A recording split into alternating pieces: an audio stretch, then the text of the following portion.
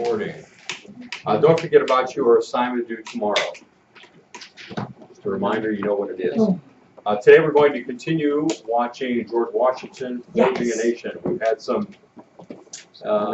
exciting, informative things occur in recent minutes of our viewing. Let's see what happens next.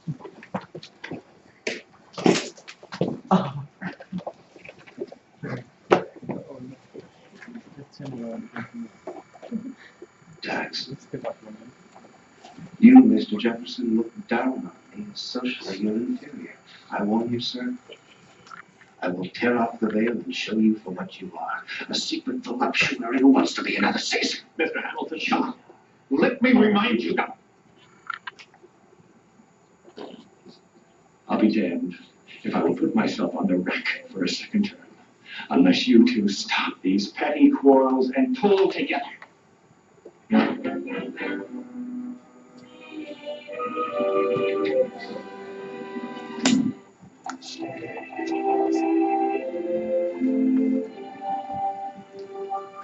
Gentlemen,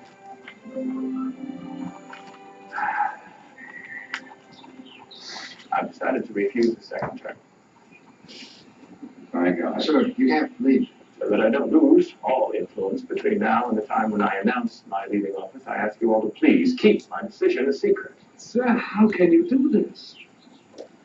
Well, my time is running out. Getting old. My usefulness to this country is at an end. Yes, sir. Please, useful. We need you now more than ever. Without you, we could splinter into 3 hostile nations. Sir, you must. I'm going home.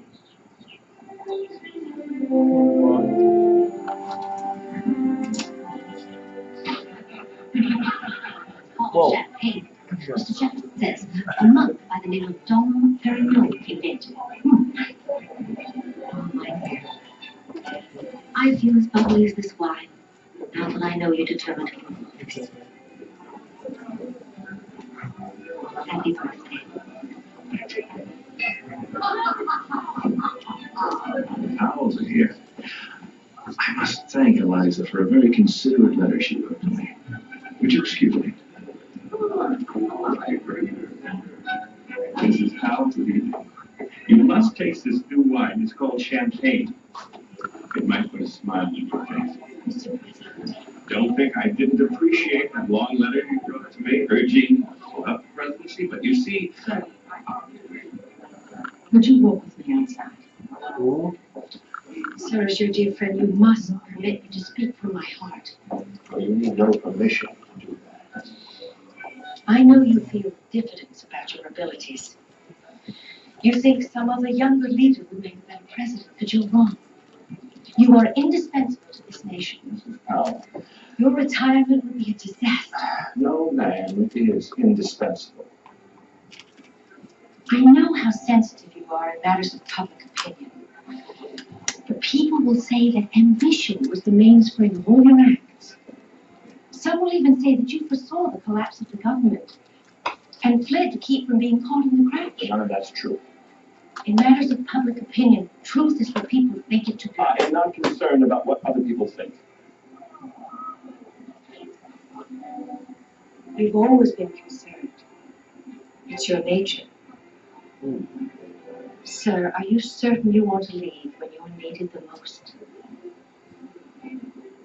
Thank you for a wonderful birthday. Well, You don't look any older. You think that's why I love you so much.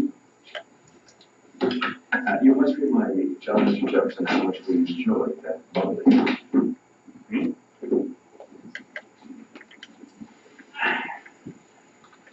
Well, they badgered me all night.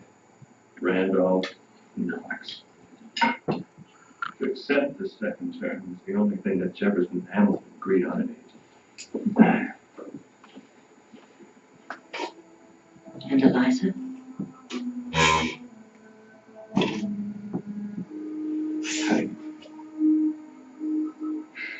Selfishly, I would pack our bags tonight, slip away one knowing. You're not just my name. I'm the president's wife. belong to all the people. And you must decide how much they need you.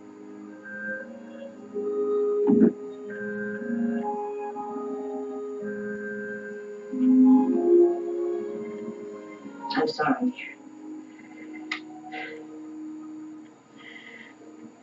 I don't help very much, do I? Forget what I said, George. You've always done what's right. What is right? The mob has besieged William Dore's mansion and threatened to hang him. And you too. Mr. Wilcott, order our federal marshals to rescue Dore and take him to Ben's prison. Yes, sir. They blame Dore and you for the financial collapse.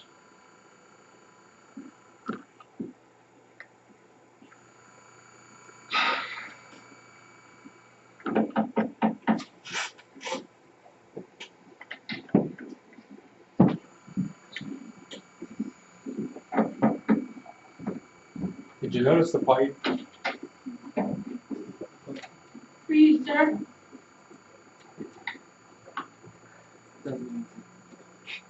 Did you notice the little pipe he was smoking? Just as a point of interest. You notice it's kind of small and it was white. That's a clay pipe. I'm kind of surprised that that's what he was using in his own office, but that was quite common in taverns. You wouldn't, a lot of people smoked pipes back then. I mean, when you went to a tavern, you wouldn't bring your own pipe. They had pipes there, laying on top of the, on the mantelpiece above the fireplace. Well, you didn't want your, mouth around the part of the stem where somebody else had used it. These were common pipes instead of just, it's a clay pipe that would just break off the end. And so it might be very long at the beginning, and as the pipe was used, it would get shorter and shorter. So that was that kind of pipe. So just a point of interest. Also, Jefferson introduced champagne to Washington and others at his party. Jefferson was quite a connoisseur of French wine. He picked that up when he was ambassador to France and imported quite a bit of wine from France to his home in Monticello. In fact, so much so that between the wine he imported and all the books that he bought, he went into debt over that. Didn't have much of anything to pass on.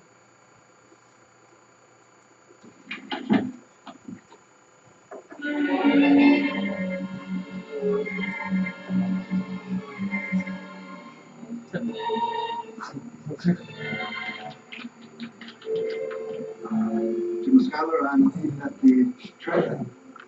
Emergency. Another one or the same one? I'm not sure how long it'll take.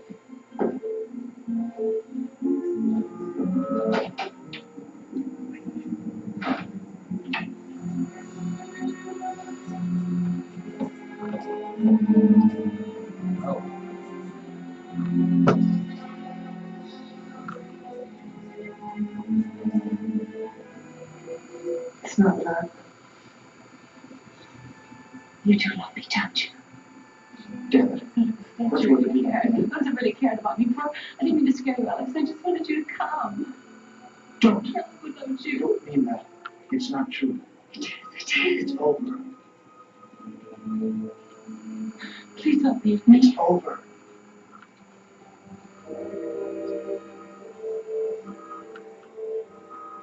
This is the last loan I'll ever give your husband. Goodbye. My sweet Maria.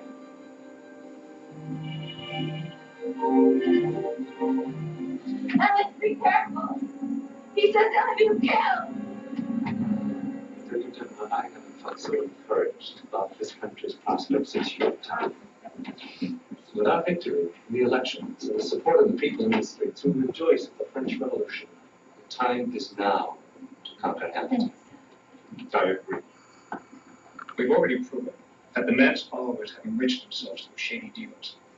But not even Dore going to jail has weakened Hamilton's hold over the president. When we witnessed nail the man himself. Yes? But how? That follows his tracks like a fox.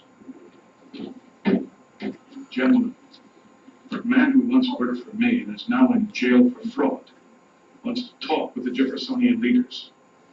He says he has it in his power to hang the Secretary of the Treasury.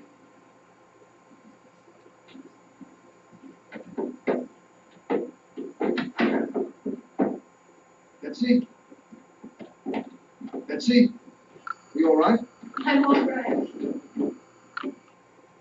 A good omen when a candle is dropped and stays Are lit. you sure you don't feel faint? I'm fine. You don't have to treat me like Wedgwood china. I won't break. We don't have to wait any longer. I really am completely recovered. I have missed you so, my dearest. When Mr. Wolcott leaves, I'll be waiting for you.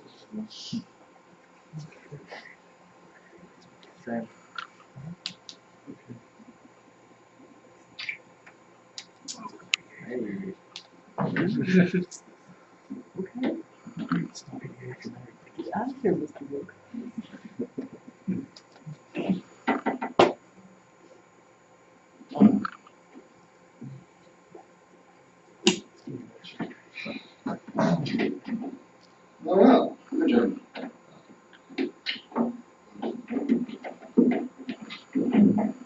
Forgive us, Mr. Hamilton, for disturbing you so late. But there's something that we must tell you. I was working late anyway. Come in my office, John. Deputy Mr. Wilcott, Mr. Monroe, Venables, Greenwood. Gentlemen, we had hoped to speak with you in private, Mr. Hamilton. No, I had nothing to hide from my friend. Obviously, it's something serious and such. I've asked Jeffersonians wouldn't be disturbing so late. And I feel brandy. Thank you. Then have at it, sir.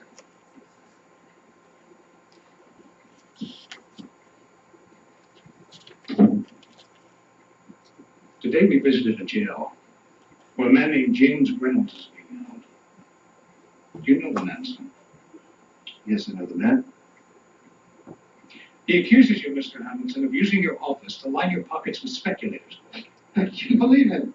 At this moment, we really don't know what to believe. I will turn my pockets inside out if you can find any gold there. You're a master of alchemy. Mr. Hamilton, You know, my wife is from one of the great New York families, yet you take the word of a despicable rogue like Reynolds against me. so we didn't say that we believe Is it true, as I've whispered too many times behind my back, that you still regard me as a bastard from the West Indies? The whore child. Sir, we're not accusing you of anything. We're merely giving you the opportunity to answer this man Reynolds.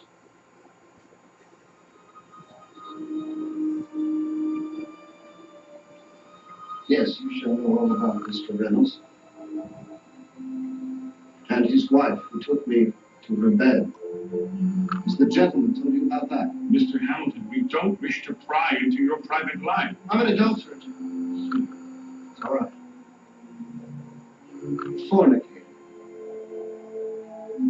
I allowed the woman's husband to extort loans from me in exchange for his wife's favors, until I couldn't live with my own infamy. There you have it, my friends. Born in shame to a woman accused of whoring, I have perpetuated my shame. But I have never stolen a farthing nor gained one through the illegal or unethical use of my office. You have the truth.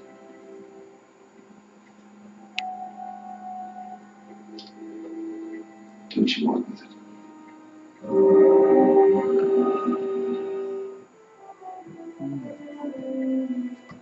Now we can destroy him. Go on with his wife and children.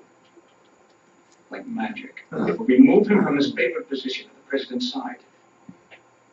But is revealing such a sordid alliance our right? A man's private life should remain just that, private.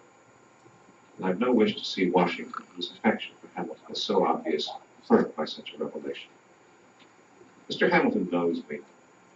Let that be enough.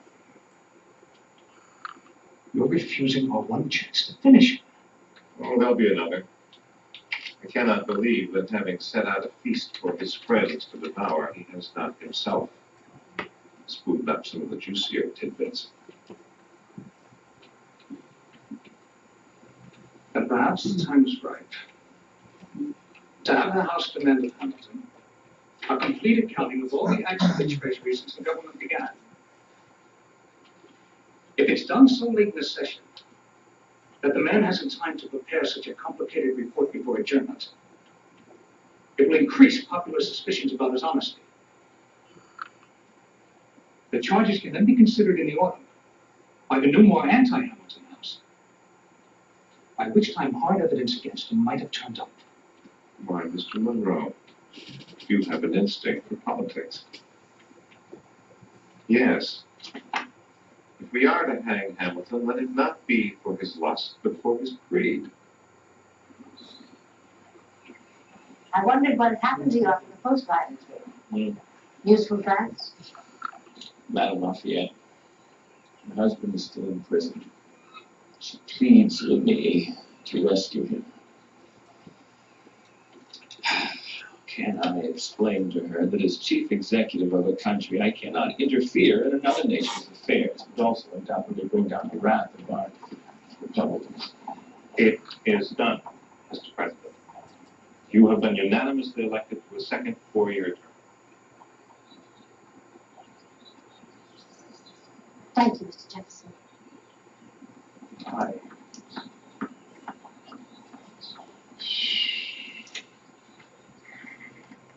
Forgive me if I disheartened Mrs. Washington. I know she was not anxious for you to serve again, but Mrs. Washington and I have had so little untroubled time in the past 16 years. Why shouldn't we both grieve at being condemned to 4 more of such ridiculous?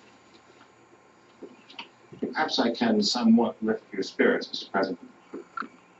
I have reconsidered my determination to leave the government. The tide which seemed to flow toward monarchy is now carrying us back to a people's government. Monarchy? Are you referring to the president, sir? Sir, that those who would use... Have you so little confidence in my judgment that you imagine I could be used by anyone? I spoke without thinking. But I think you should know that Mr. Hamilton has not been absolved. The House has found some irregularities in his report, and a resolution based on a number of extremely serious charges has been drawn up. If passed by the full House, Mr. Hamilton will be forced to resign.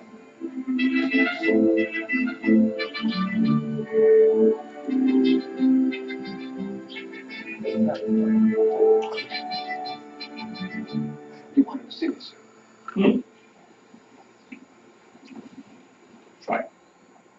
I have other things on my mind besides apples.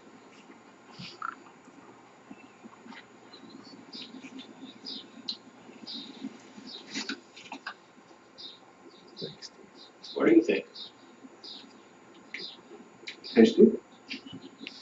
Just tasty. Delicious. It's called this Albemarle Pippins. Mr. Jefferson developed it. Go ahead, finish this and lace with the place. I suspect you're making a point, sir, but I'm not exactly sure what it is.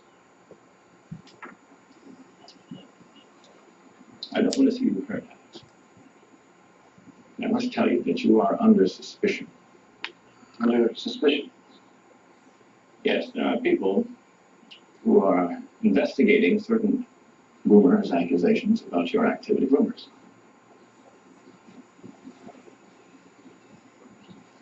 Accusations. Malignant lie. No, you don't have to. That their speculation in stocks is no fault of the government. Laws don't speculate, people do. And the charge, sir, that I'm seeking the crown for you is ridiculous. The way to establish a monarchy is surely not to build a republican government on a sound financial foundation, as I am doing, but rather to undermine the government, as my critics are doing. Are you going to stand by and let my enemies nail me to the cross? I have faith in you, Alex. But as president, I must allow this investigation to proceed. Trust. Trust in the legal system. Trust. I always thought I could put my trust in men, especially one man whom I admired above all others. I was mistaken. Good day, sir.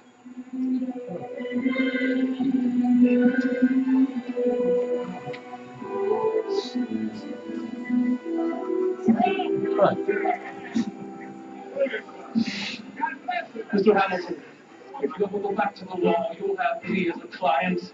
Only you could orchestrate so brilliant a defense. Thank you. Mr. President, I thought you should hear it from me. I've been cleared. Jefferson thought he could hang me with unsubstantiated charges, but he was wrong.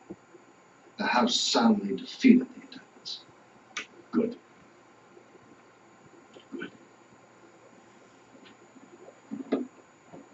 I know you're still hurt that I didn't do more to try to protect you from, how did you phrase it, legislative persecution. But I knew you would be cleared. At least we both agree on that. But I couldn't be swayed by friendship. I acknowledge your right, sir, to be impartial. But perhaps unduly, I expected more.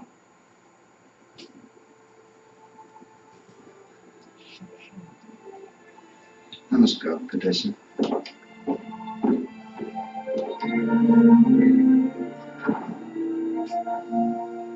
I'm sorry you missed Martha. She and the children are enjoying a ride in the countryside.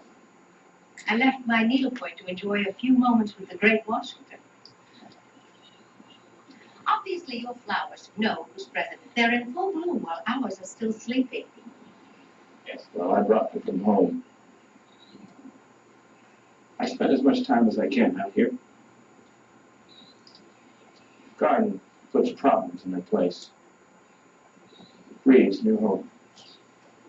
Amid all our troubles since independence, you, Mr. Washington, are the only one who gives me a sense of glorious destiny. The country would be lost without you. And so would Eliza Powell. My dear. It's true. I know it seems as if I have all a woman could want. A splendid house, a successful husband. But none of this means as much to me as your friendship. Oh. And I have to say it. I yearn for something more than friendship. Well, it flattered beyond all measure, my dear.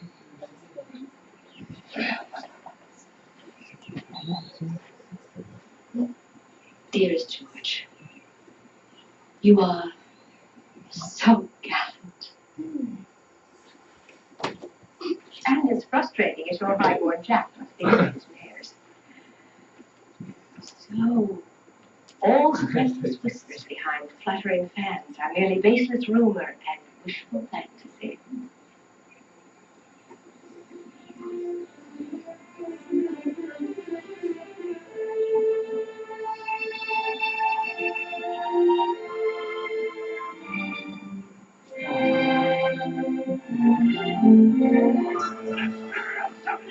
It's going to spread through Europe! Now the French have no revolution! Maybe England next!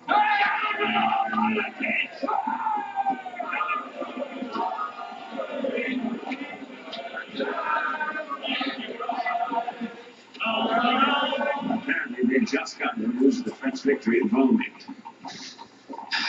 Very concerned about Lafayette. He escaped the Jacobins, you know, only to be jailed in Austria. Mr. President, support of the bloody revolution in France has become an American passion. Our homegrown revolutionaries feed on all this popular enthusiasm to further their own designs. Alex, you must stop this chronic suspicion of your opponents. They used to sing God Save Washington.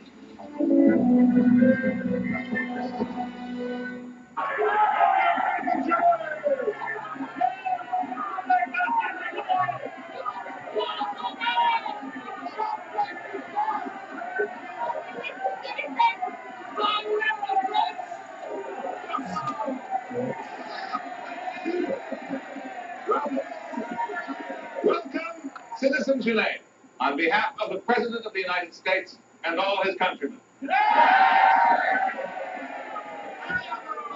delegate to the American people as to the government, and I am empowered to negotiate a new treaty establishing even closer relations between France and the United States.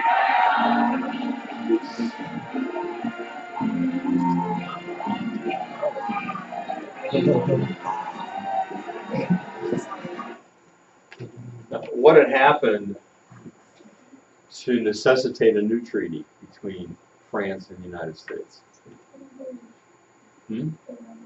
What revolution? The French Revolution. With whom was our old treaty? Right, King Louis, the 14th or 16th? I was 14, mixed up. 14, was it 14? And he had been overthrown. Remember, he's the one that helped us during our fight against England. In fact, his helping us brought about, in part was responsible for the overthrow of his government and his ultimate execution. So kind of a sad thing. He helped us, and that caused him to go bankrupt in part. I mean, he was spending a lot of money on other things too, but that was a part of it, and that economic depression that France was going through was partly fueled the whole revolution. So now on the French Revolution, there are different leaders, and there's this push toward equality. Part of what the French Revolution did was to get rid of the monarchy, and ultimately they guillotined the King Louis XIV and his wife Marie Antoinette. Many others more. There's a bloody reign of terror that took place where even the first leaders of the revolution themselves were determined to be against the people, and so some of them were guillotined. It was a very bloody affair. But they emphasized what they called fraternity, equality, that all citizens are equal. So they call themselves citizens with one another. They called one another's brothers and citizens. They wanted to do away with that social hierarchy of the aristocracy on top and the royalty, and then the middle class and the common people at the bottom. And a part of that aristocracy was the aristocracy of the church. The Roman Catholic Church was strongly entrenched in France and had a lot of control in France. And the revolution saw them as the enemy as well as the royalty. And so there was an overthrow of the church. There was a complete disrespect of all things religious. And so the French Revolution, which was much different than what occurred in our country. In what's called the American Revolution, we simply were declaring our independence from England. We were just separating ourselves. The French Revolution was a total overthrow of the whole society. And so Citizen Genet comes as the new ambassador from France, and he wants to establish a new relationship, an even better relationship with the United States. And you're going to see some reasons why that's the case as we go on. Citizen Genet. Let's see, how much time do we have? Just a couple minutes? Maybe 10 minutes. 10 minutes? Oh, we have that much time? All right, we'll continue then. I always forget, on Tuesdays especially, we mix up on the time. Hysteria seized the United States since those madmen in Paris declared war on England. Mr. Ambassador, what can we do to prevent this country from entering the war? Now, why was there trouble between England and France? Well, there always have been, but in this case, it's because the English government saw a threat by the French overthrowing their king and killing him. They thought, well, they don't want that to spread to England and other countries around too. And so what happened is France ends up being at war with many of the countries around her because those countries don't want revolution spreading to them. And so they become engaged in a war, especially with England, but other countries as well. I share your apprehension, sir. But my government will use the control of the seas to blockade France. With the pro-French mood of our people, that would force the United States into war with England. What is your president's position? For peace. Passionately. But not at the price of national honor. But be assured, I will exert every influence I have to prevent my country from entering the war on the side of France. Careful, my friend. You could be accused of treason next. I have no Benedict Arnold. My very life is dedicated to the peace and prosperity of the United States, which is why I expect you, Mr. Hammond, to warn your government against any aggressive act which might give our rabid pro-French zealots cause to demand war. To reason among friends. I assume, Mr. Jefferson, that you are aware of Freneau's latest outrage. The man claims to know from a source close to the government that the president signed the neutrality proclamation because the Anglophiles threatened that if he had not, they would have cut off his head. Has the man no shame? Sir, one is to have free press. I do not need to be reminded of the virtues of newspapers free to print the truth. But this man Freneau knows neither truth nor honesty. He says that I shut myself up like a king. That I keep only my own counsel like a king. He even accuses me of celebrating my birthdays like a king. We must all, at one time or another, pay the piper for the privilege of unbridled journalism. Mr. Jefferson, call off your dog. What do you suggest? That I threaten to withdraw his appointment as translator? Freneau's newspaper exposes those who would turn our constitutional democracy into a monarchy. Nonsense. You can count on the fingers of one hand those who would seriously advocate an American king. All I can take of government by rumor and innuendo. And as for the accusation that I am now Hamilton's catspaw, and thus anti-French, I am extremely grateful to those Frenchmen who died fighting for us. But their current government seems on the verge of tearing itself to pieces, thus preparing the way for a despot. But will you receive Genet, the minister from France? You understand that last statement that Washington made? What's he stating there about the current condition of the French government? And leading the way to what? Did you hear the, maybe you didn't catch the word he used. Leading the way to a despot. What's a despot? Don't know that word? A despot is a tyrant, a dictator. Any of you know what happened in France? As the revolution continued, the fighting against other countries continued. Eventually, the government did fall apart, and who stepped in?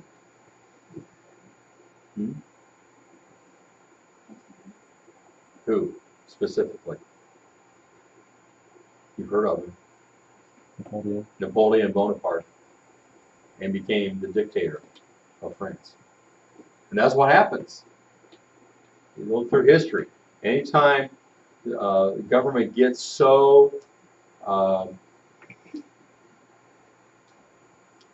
defeating itself, so unorganized, so ruthless, so all the different things that might occur to cause upheaval in a country, you create a situation where somebody steps in and says, I can bring peace again, I can bring control, and the people gladly give it to them. Can you think of another great example in history where that happened? Where a country was in economic hardship, things were going terribly, and somebody stepped in and said, I can lead you out. I can bring you hope. Hitler. And over and over again we see this. To a lesser degree, we can say that Franklin D. Roosevelt fulfilled that role. Now, he wasn't a dictator, but in some ways he tried very hard to be that, to have that total control. To the extent that he was going to expand the Supreme Court to more justices that he could appoint so that they would approve the things he wanted to do that the current Supreme Court said was unconstitutional. But anyway, that's what happens when a country gets into so much disorder. If someone steps in, then they become a dictator. All right, well, let's see what more he has to say here. This man must not be allowed to bring war here. Mr. President, may I present Citizen Genet, Minister of the Republic of France. Warmest welcome, Citizen Genet, on behalf of all of our people. It is our desire to live in peace and harmony with all nations, and particularly France. My dear President Washington, to serve my country by paying tribute to you, the greatest citizen of all, who showed the way for our revolution, is my dearest wish. Thank you, Citizen Genet. Now, from affairs of the heart to affairs of state, you have expressed a willingness to enter into a more liberal treaty of commerce with us. I bring full power to make such a treaty. Excellent. Our national convention lays open our colonies to your use without your helping defend them. We see in you, George Washington, the only person on earth who can love us sincerely and deserve to be so loved. Now, I will claim no more of your time. We will, in the future, I trust, not only live many at last together, but speak to each other from the heart.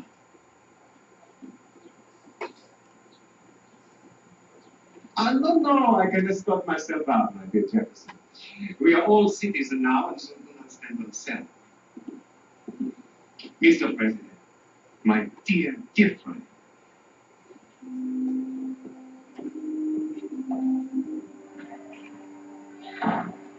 Amazing. The man offers everything and expects nothing. Citizen Genet clearly hopes the United States will nurture American privateers who will supply the French West Indies, now cut off from the homeland by the British fleet. Okay, you remember what a privateer is? Anybody? Hayden?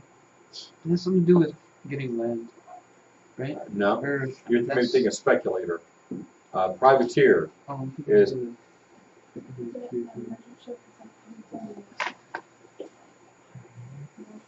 a merchant ship that's outfitted to be a warship. So this is a merchant ship, an American merchant ship that is being hired by the French to become a warship. So they're American ships that the French want to employ in the war against England. There are American ships that are being paid by the French. Now, what kind of problem will that cause with the English? They won't see, well, these are just private owners of ships that are being paid by the French. They're going to see, this is an American ship that's attacking us. See how that could draw us into war with England? And that's what Genet is doing. He is contracting with different vessels, owners of different vessels, to privatize them into the French, basically making a French Navy out of American vessels. It's not out of affection, but out of necessity. The French opened their colonies so freely to us. Yes, but the presumptuous Frenchman has been commissioning American ships to challenge the British Navy. Can this man, supposed to be a diplomat, not understand that such behavior is in violation of our neutrality? He is only acting, sir, as would the representative of a bloody, illegal government which has overthrown the legitimate king. Mr. Hamilton, I too deplore the executions, but this is a revolution. And we'll come back tomorrow.